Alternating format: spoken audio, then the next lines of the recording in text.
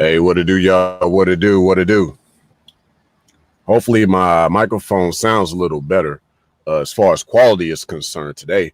I don't know why the microphone sounded kind of different yesterday, uh, but this is definitely like one of my lives that wasn't planned, but it kind of it just happened when it happened. That let's go for it. You know what I'm saying? So that's what we got in mind. Me and Sunrise Hoodie. It was just something good that we could talk about. So just wait on him to show up here. But yeah, we just definitely wanted to talk about how a lot of this whole Matrix thing really started with a lot of these churches. How a lot of these churches pretty much changed a lot of our beliefs and thus changed a lot of it changed a lot of our beliefs that we have about the way this world should be. One moment, y'all.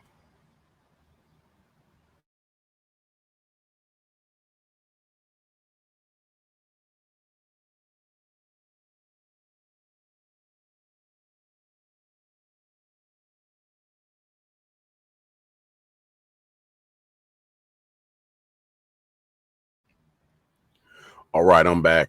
Just wanted to make it to where y'all can hear me a little better. Um, this is going to be a first of its kind. Just trying to see if I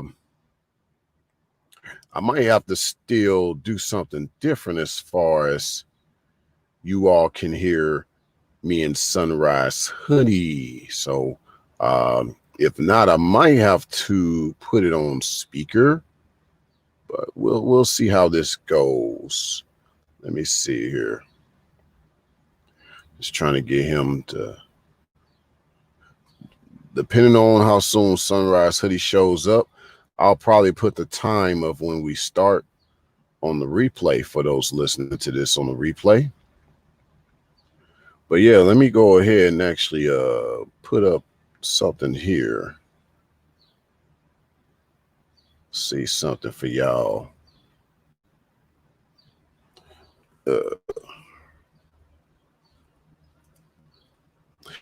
Yeah, but I hope everyone been having a good day. Everything's been blessed for everybody thus far. I just been trying to make it through all this calamity that's before us. A lot of this was socially engineered, literally, just like a lot of our social background.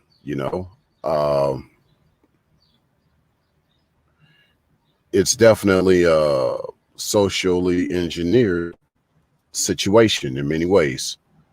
But I want y'all to think about that in regards to the church. Yes, I want y'all to think about that.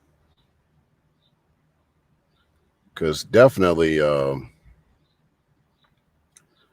feel that in many ways, the church is a matrix in many ways. And we'll just keep this up, what you see on the screen for the rest of this live. This is one of those live streams that might not necessarily get traction, but I think it'll have great satisfaction. All right, let me try to unmute myself here. Hey, what's good, Sunrise Hoodie? Hey, man, how you Yeah, doing? I hear you. I'm just trying something new. I'm not sure if I have to put you on speaker on my particular platform.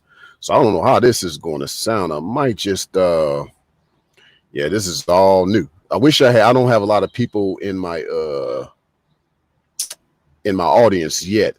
So, but yeah, we can still chop it up. I don't care. We can still do that. Let me get back to my screen that I was on. You see this here. I also want to get a new laptop. Would it be all right if I download it, please? Hey, yeah, by all means, yes. Yeah, by all means, fam. Yeah, because yeah, use them however way you want to use them, man. I appreciate you just stopping by. Yeah. Let me see my clarity here. Let me try to put this device close to me. Yeah, this is definitely one of those low key lives because yeah, most people are still out and about at this time, but you know, the replay is where it's at. Yeah, I know. It's on demand.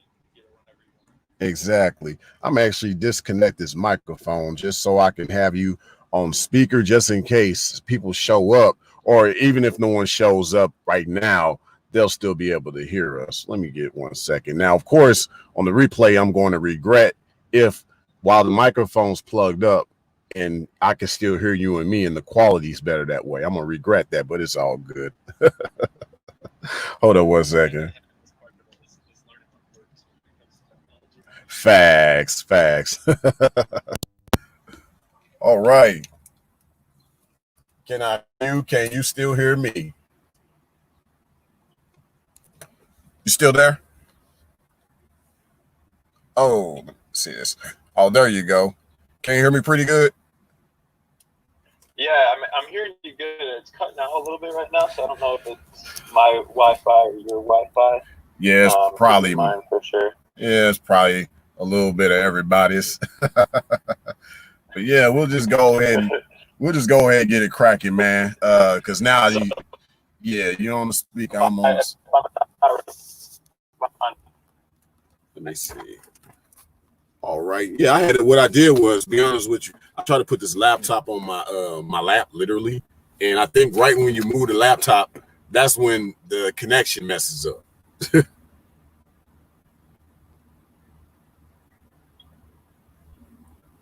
Yeah. Okay. Well, I'm gonna get to kind of some of our topics here. Let me get to that. Yeah, man. So, how did you? Can you explain some of your church background a little bit? Hello. Still there? Now I can hear you. I couldn't hear you for about 30 or 40 seconds. It was going all wild. So I don't know. Can you hear me now? Yeah, I hear you now. Wow. So that's interesting. Let me hold on. So you saying like you can hear me now though, right? Well, sorry, what was that? Oh, that's crazy. That's crazy. Yeah, so I guess what happens. Yeah, I guess what happens is when I'm gonna try to log off real quick and then log back on. Is that good? I think no. I think what it is, fam, is the way this is set up is when I try to do it on my laptop, it only can I try to do this live stream plus the Zoom on one laptop. But in order for you and me to communicate, I have to stay on this particular tab. Yeah. Okay. That's crazy, man. But no, it's all good, man. I hear you a little better right now. You can hear me a little bit better right now? Yeah, you're clear right now. Yeah, I'm gonna just stick on this tab because it seems that I don't know why it's like hey, the love of technology, you gotta love it. Yep. Yeah. But I'm not gonna move where my phone is at, so yeah, I'll make sure that I don't touch anything while it's working. Yeah, but at least now you know with the laptops, just you seeing what I'm doing, trial and error, you got to stick on that Zoom tab. Like yeah, it'll boot you off. Basically, yeah. So, yeah, we haven't even got started talking, so that's the beauty of all this. So, let me see. Yeah, I really didn't have no notes for this. I think this is kind of we both have church backgrounds. We both come to the knowledge of the red pill in our own way, so it's this one's pretty much a no-brainer. Hopefully the feedback on the replay sounds just as good, regardless. But I think with that said, just for the sake of talking, because I could care less right now at this point, we're just gonna let it fly. Man, I think like to me, church has always been like blue pill in many ways, like just with holding back information. I think anytime you have to withhold truth, that is a form of blue pill in many ways. Kind of like in school, you learn things in school, and then when you get to college, you be like, why didn't they teach us this in school? Right. Yeah. Yeah, I mean that's a good point. Anytime you withhold truth, it is blue pill, because what is red pill? Red pill is truth. So if you're withholding truth, you're doing something that's not red pill then, because you're not getting the full message. And I think that's pretty much the case with anything that's organized right now, or anything that depends on other people's dollar. And so, whenever it depends on the dollar, you can even talk about this in a people posting things on social media for MGTOW. If you start delivering too much truth, or you're too direct about certain things, then you get censored. And so if you can't give a full message. I think that's pretty much the way it is with a lot of churches now, because if you start having especially let's say a non-denominational mainstream Christian church that you might have in Kansas City, and they start preaching a gospel that is judgmental about certain things, about certain people and how they're acting, they're going to lose attendees and they're going to lose money. So that's always what's happening, and that's the risk that's being run when you do speak truth. Yeah, that's definitely the truth. And I'm actually while you're talking, you sound so dope on this other phone, like the way. So there's some bad news and some good news out of this whole situation right now. The bad news is obviously I have to stay on this tab just so we can actually communicate.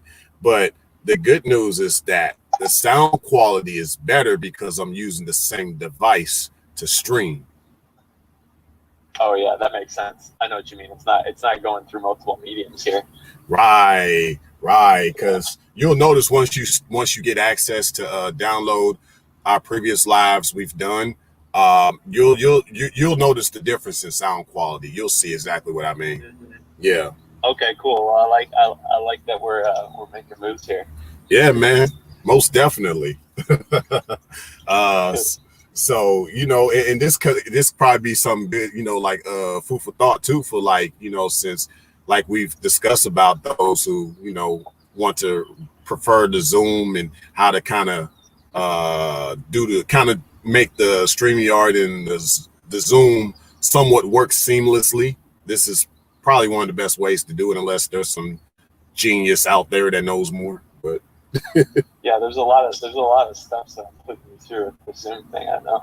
Yeah, facts.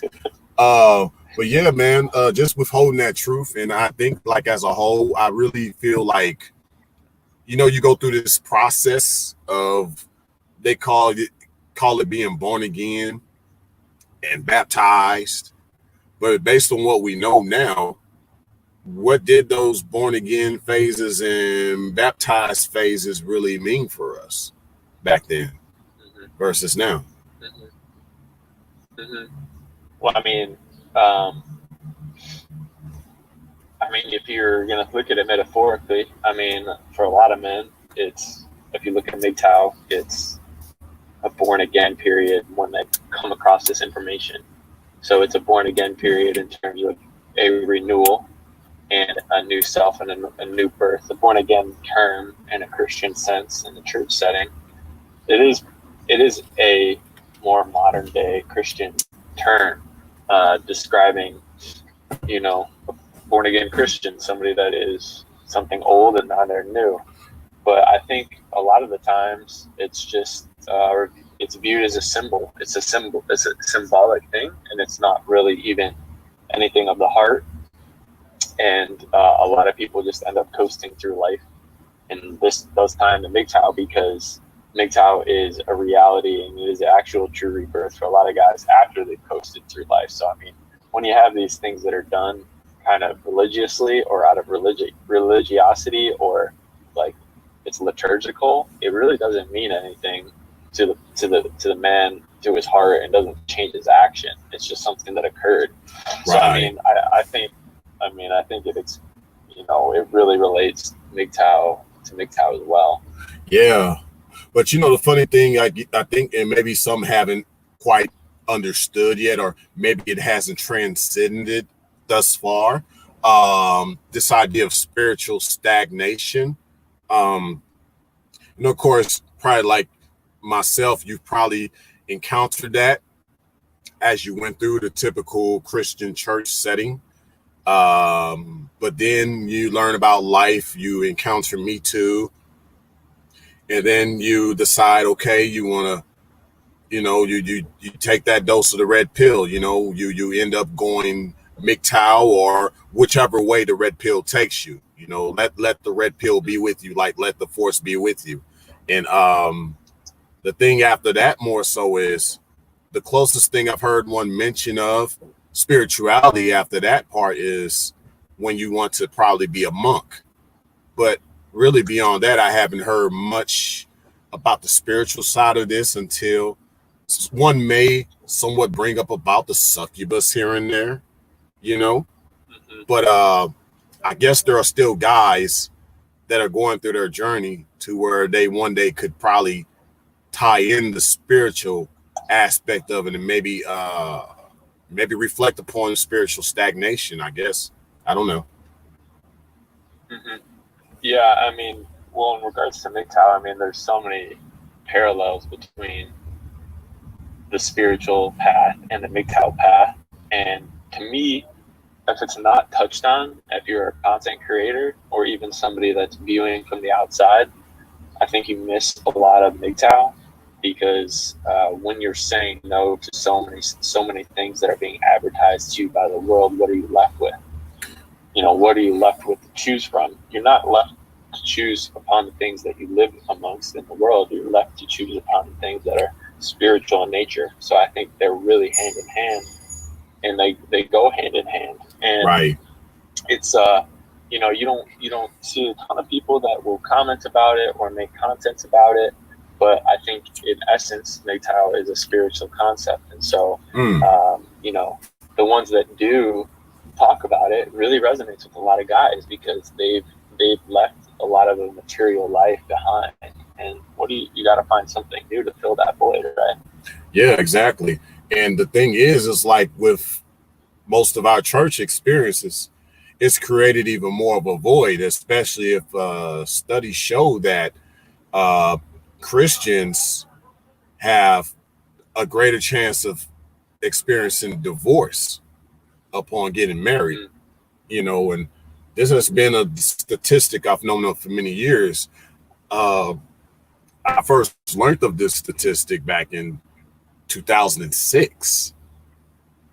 And I grew up around, I went to church per se, like in my adult life versus my childhood life. In my adult life, I went to a grassroots vineyard style Christian churches down in Springfield, Missouri, where it was very like vineyard style, guitar, praise and worship. And, so I really experienced like the true essence of the Bible Belt down that way, and you would think like the gals down there are so soft spoken and all that, but it's when you really see the blue pill toxicity behind that veil, it makes you just look at everybody funny at that church after so long. Because like for me, the experience was they didn't want you to even express yourself like as a man, like that freeness, that connection. I didn't really get a chance to do that.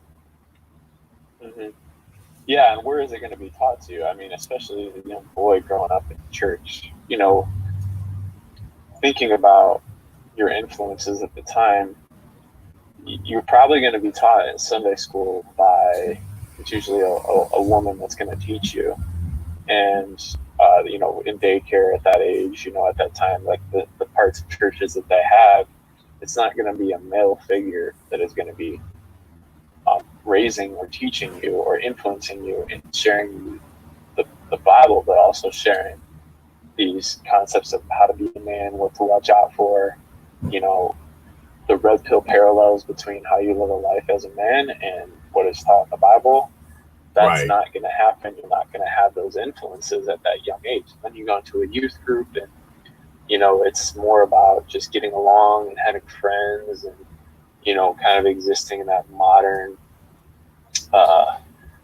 reality and just fitting in. And there's not these hard truths. There's not even instruction on how to see your finances, how to how to look at women, how to deal with them, how to manage your life, how to build a strong mind.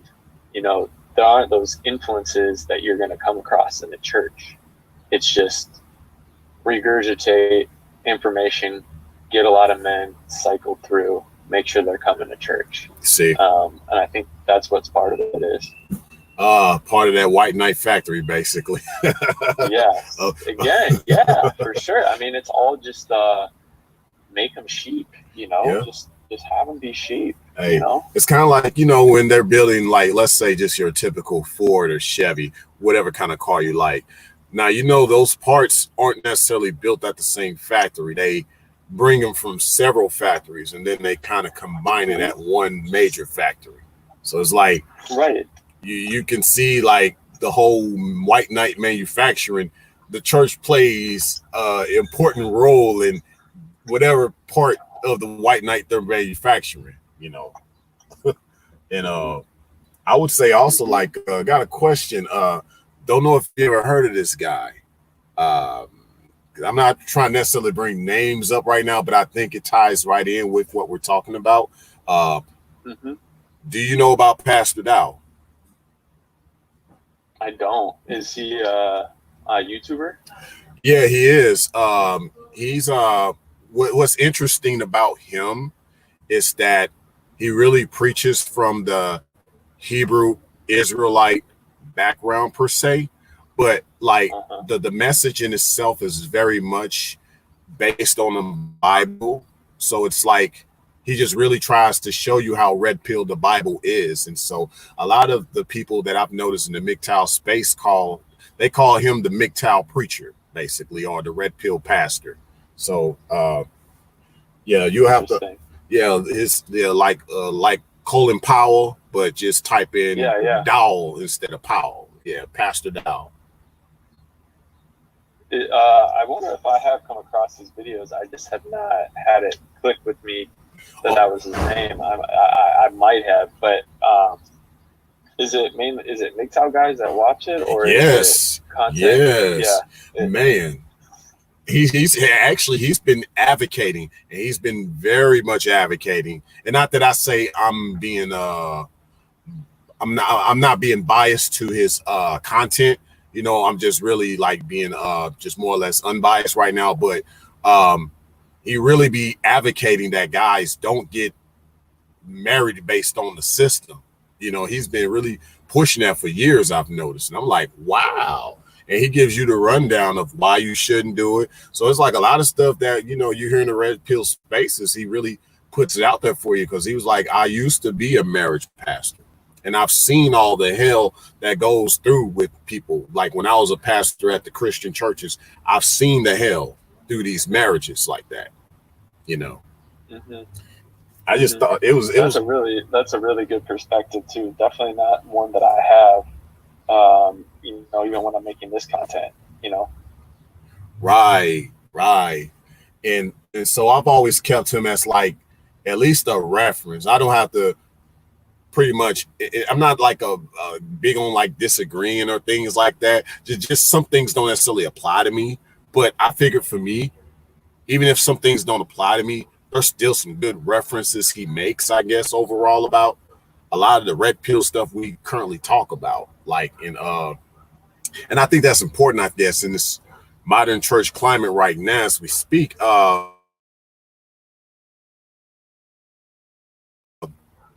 the black space per se, the women run the church, and the guys there are very effeminate. There's no masculinity there because there's really no leadership, because I guess they didn't want the men leading the church, like, because I guess maybe they knew about the red pill before we did, whoever, I don't know, the powers that be, the principalities in the high places, as it's written, they knew that, I guess, if guys, so-called black guys, got into the truth like they're supposed to, maybe they would know about the red pill, and I don't know.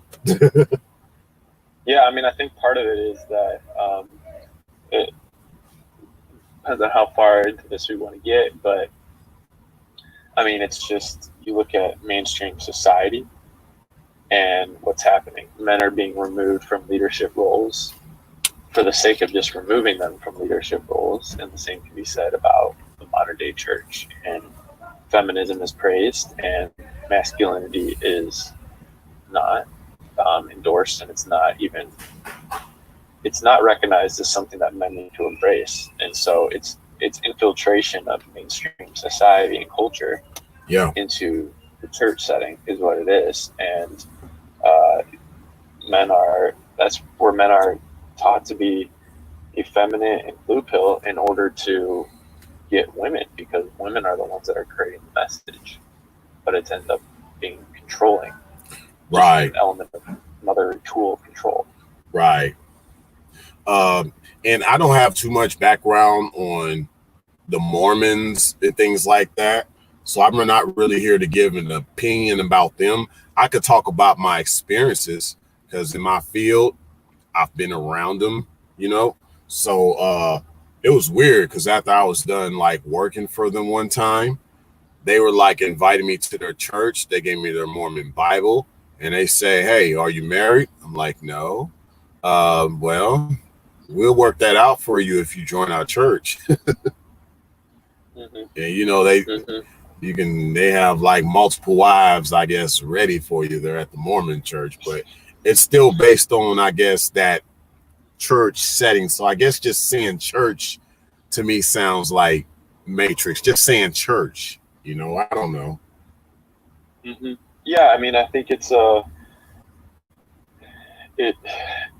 feels like it's the Matrix because what's happening there? I mean, the people that are, especially if you look at a lot of what's on television and the prosperity gospel movement too. Facts. That's the Matrix because that's money, that's status, that's wealth, that's pretty women, you know, wealthy men, you know, is what the image is of those churches. And so that's the Matrix because the Matrix is about making you want a certain thing, even though you might not want that thing, and continually conditioning you to think that you want that thing. And the problem with churches, if they're endorsing marriage, is that they might be endorsing it for the wrong reasons. Makes sense. So if you endorse it within the church as saying this is something that is covenantal and it's about bringing the two closer to God, then that's one thing. But now it's about you need to not be single because we look down on you if you're single and you're not able to give to the church if you're single. Right. You know, that's basically what it is, because if you go to a modern mainstream church and you got a single male in his 30s or 40s now, right, you know, he's gonna be an outcast. There's gonna be eyebrow raising. There's gonna be fear of that man, or at least questioning. Right. They're gonna be like, where the kids at? What type of career you doing? They'll look at the kind of car you drive, you know.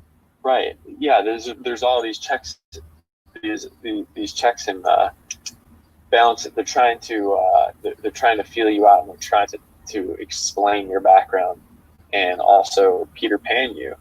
It's just like mainstream society. You'll get shamed because of the lifestyle that you're choosing to live, you know. And it's sad that it's even happening in that environment, because that's what's happening outside of that environment. There's a Paul Proteus video. He's one of my favorite producers, and he makes a video about hypergamy, I think, and he paints that picture of going to a party, and he set an alarm on his phone because he didn't want to be at this party any longer than 30 or 40 minutes, because he knew he was going to get brought into a certain thing, a certain conversation he didn't want to be a part of.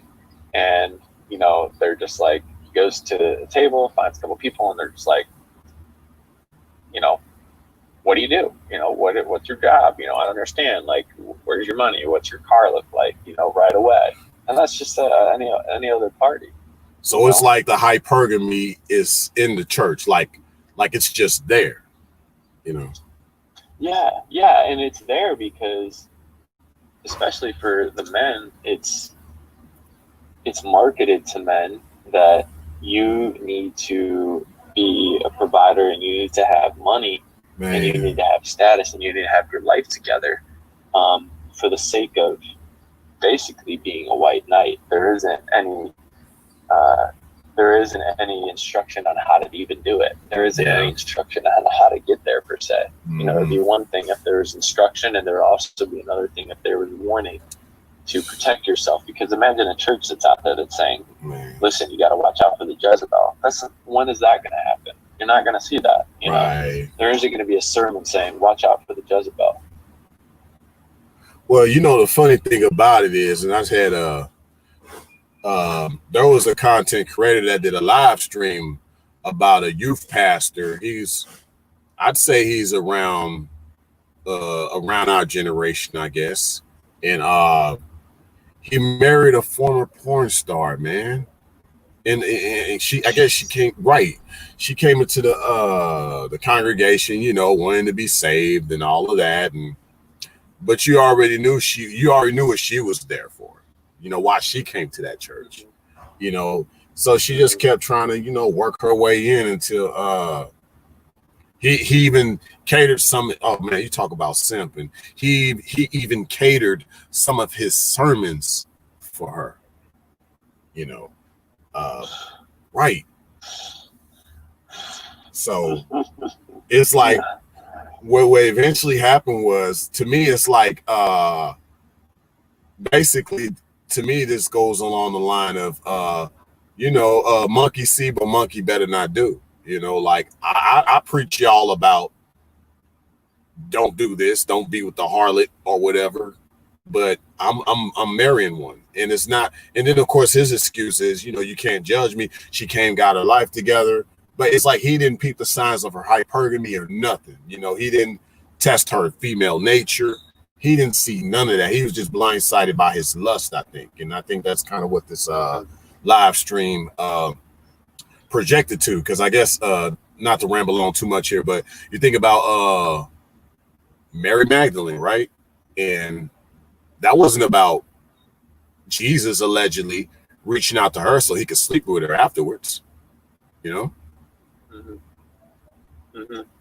Yeah, I mean, it was it's a different concept of marriage back then too. If we're talking about biblical marriage, you know, at that time too, it was also there was some element of it being arranged. So what does that mean? Whether or not you agree or disagree with it being or with arranged marriages, it was basically, this is the most beneficial thing to the community that we live in, and it's the most likely that you're going to produce offspring that are going to survive with this other person. It's not about the modern day marketing that goes into marriage and quote unquote love, which is about Disney, which is about your emotions, and which is about a feeling. And it's basically like buying, you know, a brand new foreign car. That's really what it's labeled as, that it should create in you. It should create this kind of lust and excitement. Right. And that's what's going to fuel the marriage. There isn't really, you know, any function behind it. There isn't really any, you know, logical reason behind it, you know. And so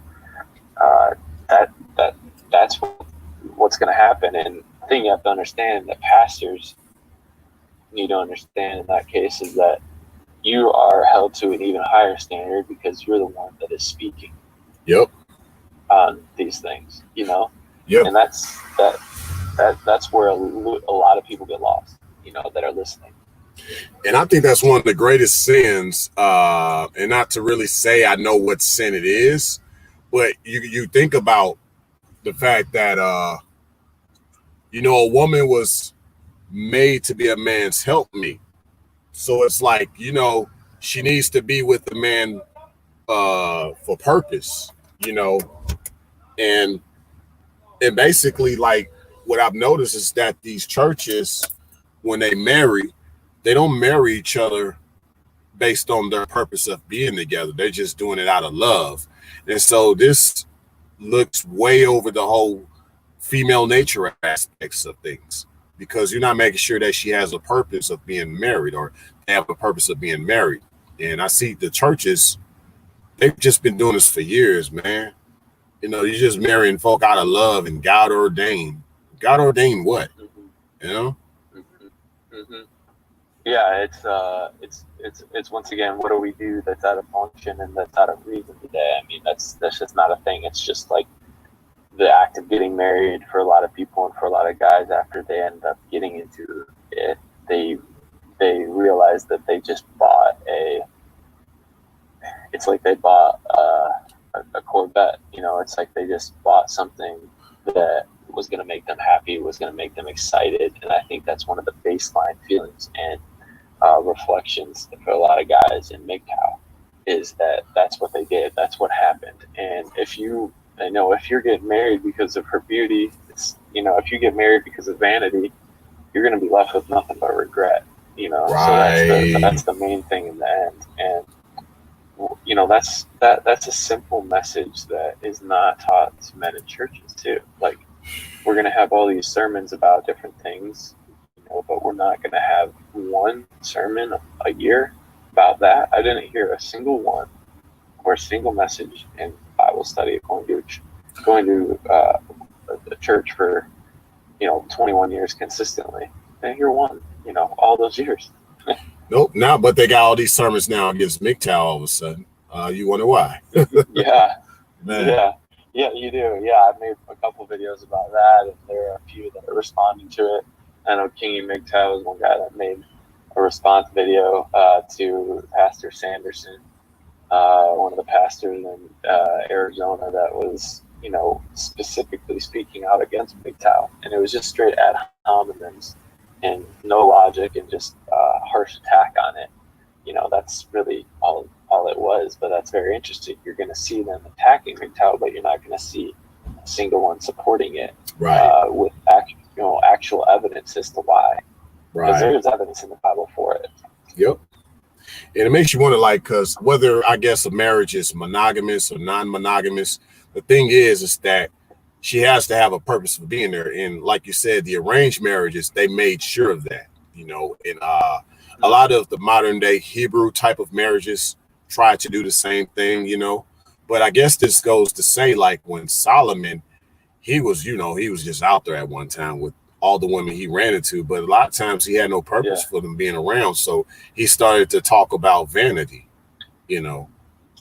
after so long. So it's like, after so long, it does become vanity, That's a good point. Yeah.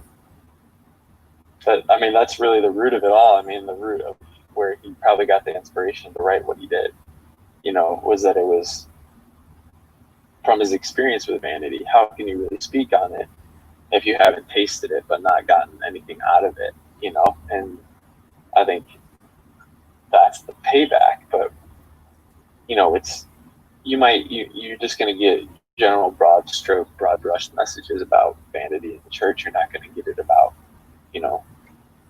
don't marry Jezebel, Exactly, which Solomon clearly had experience with. Oh, check this out. Think about all the different Jezebels that are in the church right now with their scantily clad church clothes on, still trying to believe that they're a virtuous woman in some way. Mm-hmm. Yeah, I mean, that's what it is, and that's the hypocrisy of it too. And that's why, especially if they leave the church, why there's so many people that are just like, I'm not going to listen to what you have to say. Look at you, Yeah. Look at you. You're just like everybody else, yep. And that's the thing that's antithetical to the Bible too. It says, if you're not of the world and you don't do as the world does. So if you're doing as the world does, then you hate God, which is also what it says in the Bible. So it's like, it's just hypocrisy, and all it is just temptation. And a lot of women will see it as church as a dating field, Exactly. And it's like, so, oh man, after they hit the wall, right? And the dating sites don't work because everybody knows she's double, triple monkey backflip, and she's an experienced carousel rider. Where's her last frontier? Right. Yeah, that's a great point. Her last frontier is in that church where she has something that she knows won't run away. Mm-hmm. Bingo. Exactly. Yep. It's something stable. You always see that line, hear that line. I just want to be, I want to have something stable. I want to have somebody that, is going to be there, is going to provide for me. Whereas before is I want that person to make me excited, and that's why they know they can go to the church to get a lot of what they want. Yep. Which in turn is just is where the blue pill teaching towards men just puts them in a total spider web while they're just a fly that has got caught in it. And I think there's a little bit of purple pill there to a certain extent, because it's like, a guy, I get it. They're there. You want a wife. Okay. You don't want a girlfriend. You don't want a whore, but right. Yeah. You marry a chick out of your love and consecrating in the Lord, but you haven't peeped our female nature now one bit. Mm-hmm. You just got with her because you thought, since she would uphold the scriptures and she feared the Lord like you did, all of a sudden it's going to work out. Mm-hmm. Yeah, and that's the thing too, where a lot of guys, they don't have the backbone at that point to say, listen, you've been around. I don't want that. Whereas a lot of guys will just be like, I am her to get out of it. And they'll see themselves, it's kind of a male instinct to be a secure option and to be a provider. It's a death sentence instead is actually what it is. But there aren't any Jehus, in the Bible that he's the one that, threw down, took out Ahab and Jezebel. He's the one that said, no more of this. I don't care that she's adorned in this, that, and the other and has all these jewels and makeup on. Yeah. You guys are kowtowing before her. I mean, that really doesn't exist in the church because it's not a moneymaker. Because regardless of who's in the church at the end of the day, they're still spending the vast majority of their time in modern day materialism. So that's what you're going to get. That's what you're going to have to filter through. Yeah. So it is the last frontier. It's a great point. Man, and even more so than now, it's more so like, but going back, like we just been mentioning about the last frontier, all these gals that go to this church with their hypergamy in there, who are they really having their eye for when they go in that church? Is it the single guy who's just still there just because he's trying to soul search and I guess live his life? Maybe he might know of MGTOW, but let's just say MGTOW aside. Or are they going to go for that single guy? Mind you, there's probably like several hundred chicks going to this mega church, right? Or they're going for the next guy up the totem pole, the usher, or is it the deacon or the pastor? I mean, where is their eye set on? And I'm thinking it's obviously the pastor. If one of them can get lucky enough to get the pastor, they find out he's single. I bet a whole slew of them will go after the pastor. Yeah, because it's whoever the rest of the people in an environment are looking up to or are listening to. That's the ultimate aphrodisiac, is power. The thing that's interesting about male and female relationships is that men are not actually competing for women. They're competing with men for other women. So if you're a pastor, you are believed to be in a position of power that other men are listening to. And so that turns out to be the aphrodisiac. So it's not going to be just that guy that's at church that is, there for a spiritual reason. Maybe he doesn't have a lot to his name, but he is there according to what the church is meant for. That guy is not going to get a look, because the thing is, they play by the same rules that the rest of the world does today, especially at these mega churches as well, because these mega churches are about prosperity. Yep. I think another part of that too, as far as who they might go after, is probably the choir director, or they might go after the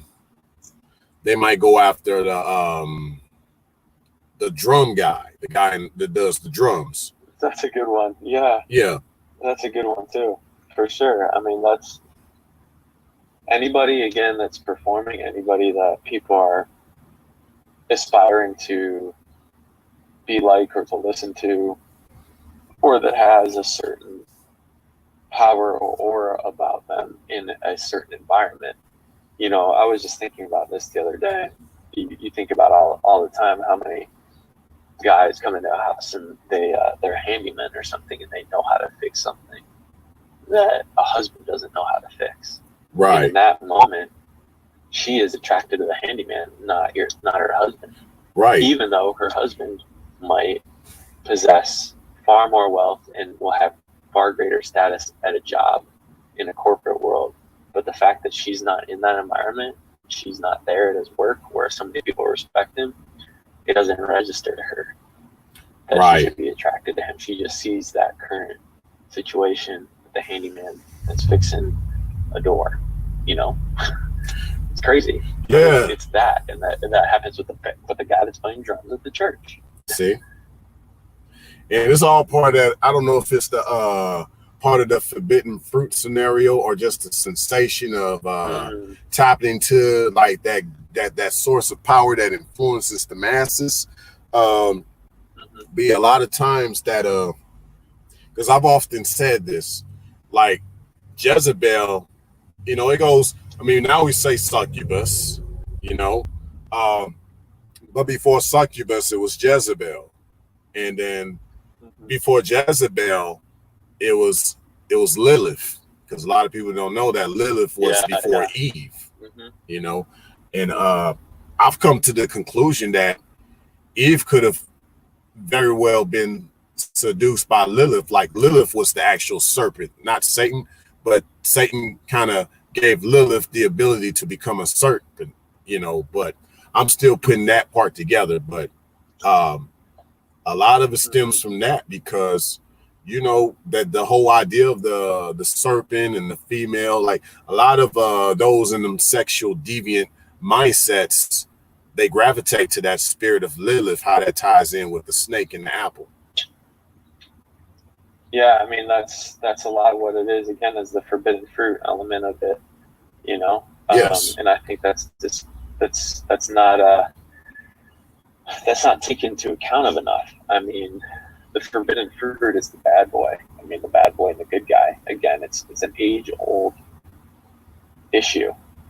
It's an age-old attraction that has existed for ever since we were man and woman. You know, it's the first test that was ever given to a human, was saying no to the forbidden, and so we're still dealing with it. Yeah. And it plays out in the bad boy, good guy paradigm. Yeah. And the sad thing is, I've seen these pastors, they pretty much try to be their own type of bad boy. I don't know if it's based on them failing at that, and so they think now from a righteous perspective they can still pull off this bad boy of getting the women now, because they feel like they have more power than the bad boy now. Like, you see this dynamic over and over again, and it's like, aren't you supposed to be a spiritual person? Like, you should know that her dress color doesn't change just because you try to think you haven't. It's like you haven't changed either, really, you know. Yeah, it's it then can happen again. I mean, you see it in these mega churches too, and just how people present themselves in dress. The pastors present themselves in dress. Yeah. It's all, again, it has to look a certain way, and it has to look apart. You know, I've talked about this in videos before. It's got to be, you know, V-necks and fades, and you know, plaid shirts, hipster style. And if it's conventional, traditional suit and tie, then it's not a pastor bad boy. He's not current enough. You know, he's not this, that, and the other. He's not going to have that aura. And what ends up happening is then, if the pastor is to say, you know, I'm going to wear this, what I feel comfortable wearing, which doesn't draw attention from myself, you're going to get people in the church that are saying, no, you should do what's going to promote you the best, and it's going to promote you to other people, and it's going to make people feel welcome to come here. Then at that point, you're discrediting that what you're talking about is about the message rather than the human. So again, it all comes back to, we want to be God. you know, which is the forbidden fruit thing, which is choosing Yep. the bad boy over the good guy. You Yep. know, it's all this like power funneled back to power, and then that connects to feminism. You know, feminism is about usurping natural order and power. You know, it's just they're all kind of thrown together in this stew, linked together in some way. Oh yeah, and I think on the black side of things, like what I've noticed black churches do, just going back to how I said earlier, with a lot of these black churches now being predominantly ran by black chicks, they're turning them into witch doctor headquarters. You know, yeah, so they're doing occult things at these same black churches. They're like, well, this Christianity ain't helping us. Let's turn this into an occult practice for us now, since we run the church. So now we can make the church the way we want to, because allegedly the men, they weren't leading. But it's like you didn't want them to lead. You kicked them out, or some guys probably just like they didn't want to be a part of that church. But you know, they decided while they still had this church building, let's turn it into a witch headquarters. And that's what I've seen a lot of black churches becoming now. And so I think now it's going to eventually happen with other types of like non-black churches too. Eventually, all of them are going to become witch headquarters. Well, you think about it all the time. I don't know how many conversations I've had with just people that I know, whether this is just, you know, social circles or work settings, women that I know, and they are, a large percentage of them are in new age occultism, and it's predominantly women too. It's not, I don't know a lot of as many men that are actively pursuing new age mysticism, witchcraft, as you do women, and it's kind of been prevalent thing throughout history. It's easier to invade them, in terms of it's easier to invade a woman's mind with those things because it's offering power first. Facts. You know, and it's about you being the king, you overtaking, you know, principalities and power that's in front of you. And I see this time and time again. There's such an infatuation with this idea of new age, of power of now, of you being your own god. Yep. You know, and it is these witch churches because of it too. Yep. And what I've noticed though is even with the just the typical Christian churches, whether black or white or whatever, basically you get a pastor, he's in the back room with the Jezebel. She looking at him with seductive eyes. He has his face all sweaty and palm sweaty, and she's just looking at him saying, I have something you want and you have something I want. Can we make a deal? And this happens all the time. Once again. Yeah.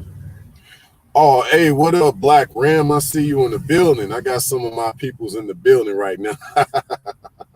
All right. Yeah. All right. I'm just hollering at them, man, just waving at them.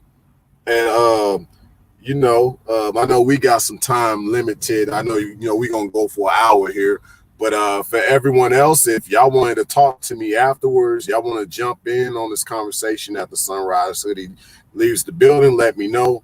I'll drop the link if y'all want to chop it up, man. But yeah, me and Sunrise Hoodie, we just been talking about, you know, not just the hypocrisy, but a lot of these evils that are out here, man, you know, with these churches. It's a lot of it, you know, and that's what's made the Matrix.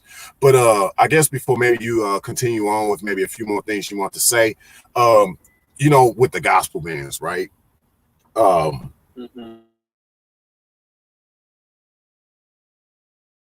Man, one of them decided it's happening with guys in these churches. The females, they're becoming witches, and the males per se, they're becoming atheists. Yeah, that's a great point. Oh, dude, that's a really good point. It's exactly what's happening, man. It's because if you're a man, you are weaker if you believe in God, and if you're a Christian and you say that, and if you're trying to attract a woman, she's not going to think that you are intellectually as strong and as with it if you are believing. If you're an atheist, that's intellectual high ground in the modern world. And so they will, you know that you will have greater time with women because they're gonna think that you're just a better pick. You know, you're a better pick biologically for having a better mind and being smarter. And on the flip side, the women are going to mysticism and I mean, you just look at history, the majority of mind readers, of mediums, of fortune tellers, they're all women. You know, you don't see, there's a reason that but there's a reason that the just kind of stereotype fortune teller in a movie or in a book is a woman. Is because that's what that's what happens when you make a culture secular. The women become mediums. Man, that is so true. And here's the deal, like, because I tell you, like, kind of like I do certain things for a living, and so like I deal with a lot of people for customer service, and so you get around these churches, whether they're white or black, you know, they're so sanctified, right? So consecrated, right?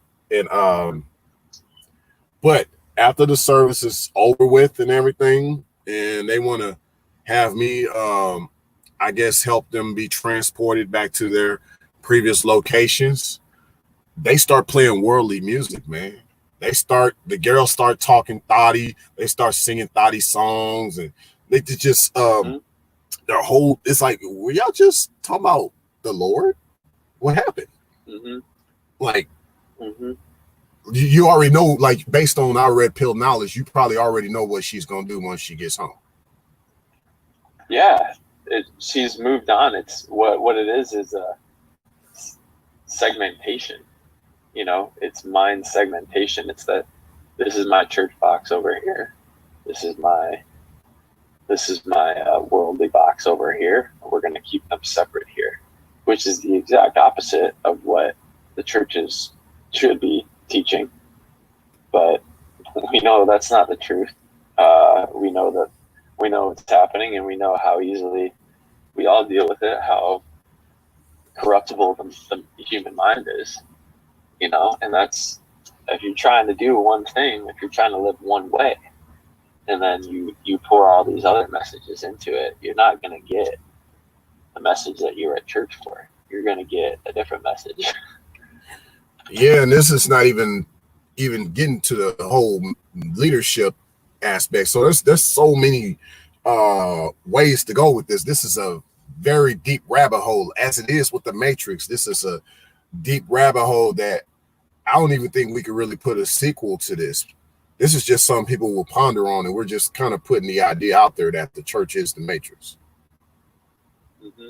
Yeah, I mean, it's a good baseline to have. It's a good kind of thing to recognize, and it's a good thing for guys to ponder on, especially as they're in churches. And not that I'd ever say don't go to a church at all. It's just, again, it's about knowing the warning signs and knowing what's being taught, and the people that you do surround yourself with on a daily basis. Like, vet what they say, vet what they think, and don't just write it off as truth if it makes sense, quote unquote, you know? Yeah, that vetting is important. And I think you should vet the pastor too. See what his life is like. See how he is with women. And if he's a certain way with women, you can say, oh no, bro, I'm good. And just imagine how his face will drop to the floor after you say that. Yeah. I mean, it's going to be interrogation at that point, right? Yes. It's going to be straight interrogation. It's going to be, I don't understand. There's something wrong, off with you. That's what it's going to be. Facts. And like I said, man, this is such a deep rabbit hole, man. Like, yo, this is nuts, man, because nobody's really talked about like this. Like, and then I mean, just to even think, like, when you even say, and I'm not trying to, like, hopefully I don't, like, you know, I ain't reaching too far, but just even when you say 501c3, I mean, you're connecting yourself to the government. So you're not really like a true church entity. You're still like partially ran by the government in some ways. You know, like if it was, Mhm. because they're still running it. They say it's nonprofit organization with a 501c3, but in essence, it's still a business. There's still money that's made. There's still bills that get paid. You know, Mhm. the pastor's There's still still going to people that have to be paid, you know. facts. There's still salaries being paid. Yeah, at the Yeah. end of the day, it's still not a completely clean from money operation. No, Mhm. not at all. Yeah. I mean, I would think the church in the purest form doesn't even ask for money. And if it is a donation, it is like pretty much on site. Like those that are in need, what do you need? We can help you right now while we're here. You know what I'm saying? It's not like Mhm. we're going to stash and hoard this money that you give us and we're going to figure out what to do with this money, you know, because then it becomes a business at that point. Mhm. Mhm. I mean, it is. I mean, at the purest level, it wouldn't involve it, and it's important to always understand that still these people are having their livings provided by church donations too. I mean, it's not. That's the other thing that I'm always curious to say. I don't ever think that the church was meant to just have a pastor that was their living. You know, Yes. it was meant to. That pastor made a living as a carpenter. That pastor made a living as, you know, a doctor, a scribe, whatever he did. But he was just happened to be the pastor as well. You Right. know, and that has been removed. That's not the case anymore. There are degree paths to it. There are career paths to it. Guys have their dreams of being pastors with thought also, I need to do this in order to provide for my family. It's a little dicey when that happens, I think. And it's not really questioned. And that's another reason for the room that Blue Pill teaching has. Oh, and then you have your your Bible colleges. Yeah, exactly.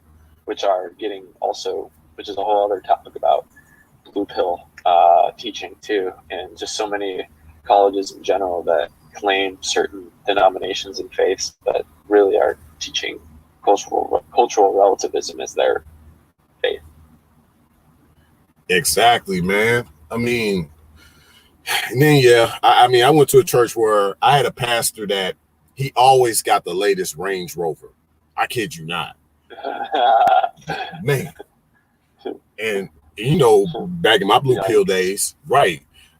Back in my Blue Pill days, I was like, well, if it's about being blessed and it's about the prosperity message, I mean, Lord, how can I get blessed to get Range Rovers too? Yeah, what do I have to do? Where is my faith wrong? Where is my biblical understanding off here? Like where's that? I don't know where it is for me. Yeah, that's the Blue Pill thought for sure. Yeah, that's you know. And, I'll take it back. What they'll do is they'll argue with you about Jesus showing up on a donkey, and they'll say the donkey was the great vehicle for you back in the day. You show up on a donkey. They'll argue that. Oh man, that's some distortion right there. Yeah. I've never heard of anything. Let's break it down. Like if Jesus is the if Jesus wanted to bring attention to himself, he wouldn't have been born as an infant, not even able to get an inn. Had to get a mangy little manger to be born in. You know, if he really wanted to, he could have come in as in a Range Rover. You know, clearly it's not about prosperity, right? Yeah. Right. And then the people don't understand he was given a donkey. He didn't acquire the donkey. He was given a donkey to ride into town. So it was like a loan. Yeah, it wasn't even his. He leased the donkey. Right. Yeah, man. But man, it's been good chopping it up with you, man. This is definitely, like I said, this is a very deep rabbit hole. But like you said, this is just at least a good baseline. I mean, any closing thoughts you want to have before you roll on out? Yeah, well, thanks again for having me, talking to me, always reaching out about that. I'd like to soon get some of these streams uploaded on my page and then try to get some additional viewers and just more conversation on your side of things and just continue to do that. And one of the biggest points I think about is that the church is being the matrix. The matrix is there ultimately to tell you what you should think and want, you know. And so if you view the church as that and break it down and really see what am I doing and where am I going, what is it telling me to want and think, it's part of red pill thinking about what the truth actually is. Very important. Critical thinking is not espoused in many places these days. So just know that the matrix is in a lot of places you want to think that it is. Facts. And yeah, on that note, man, yeah, man, we definitely this was a good one, man, and we'll definitely have to touch base on a lot of this as time goes on. But yeah, man, just let me know whenever you ready to get the if you want these links. You know, I always keep all these videos public, so you know, unless it didn't like download properly. But yeah, my stuff is usually uploaded. You just go to on my channel, on my playlist called live streams from yours truly, and you'll see all of our lives in there.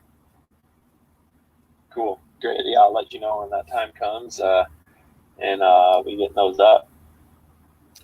Cool, man. Well, I see you, man. See you down the road, man, once again. Yeah, I'll talk to you in about 10 days or so. I think we have something set up around then. Yes, we do. Oh, man. Yeah. Oh, man, it's going to be lit. Yes, sir. Very good. Yeah. All right. All right, man. All right, you take care, too. All right, everybody. So I'm still here, y'all. So I ain't going nowhere. I want to talk to y'all because, like I always do, I be having my little closing thoughts and everything. So I'm glad that everybody showed up to this live. If y'all want to talk about it here with me, y'all can. I mean, just let me know. I got at least like about 10 minutes or 5 minutes at least, or 10 minutes per se. If you know, I'd say 5 minutes I got left while I do a closing statement. But if somebody want me to, you want to chop it up with me, I got like 10 extra minutes. We could talk about this because, you know, I could drop the link if you want to, you know, have your little quick thoughts.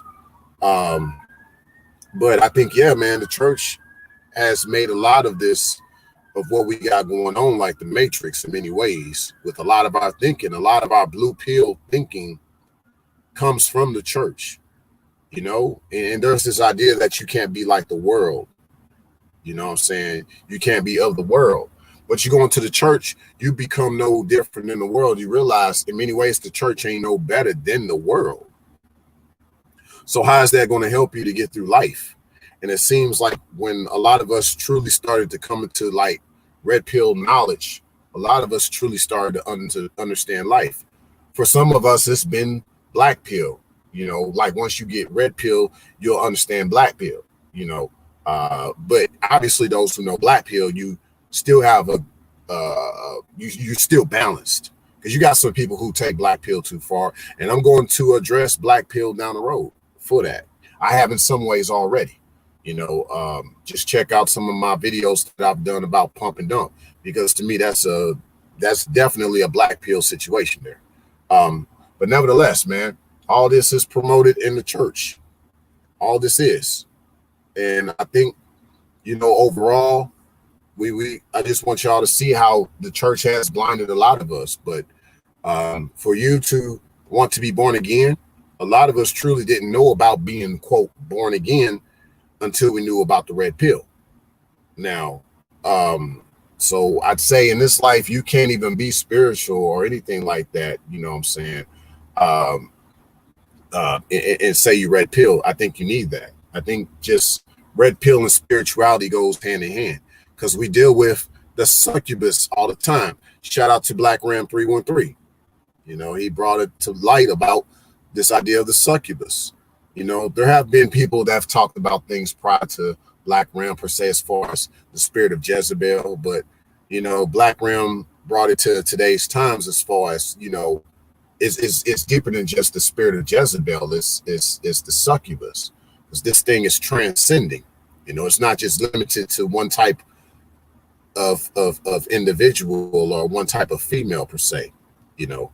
So but that's where we're at right now, because we're trying to understand these things right now. Yes, we are. And that's why I wanted to really talk about how the church is a matrix.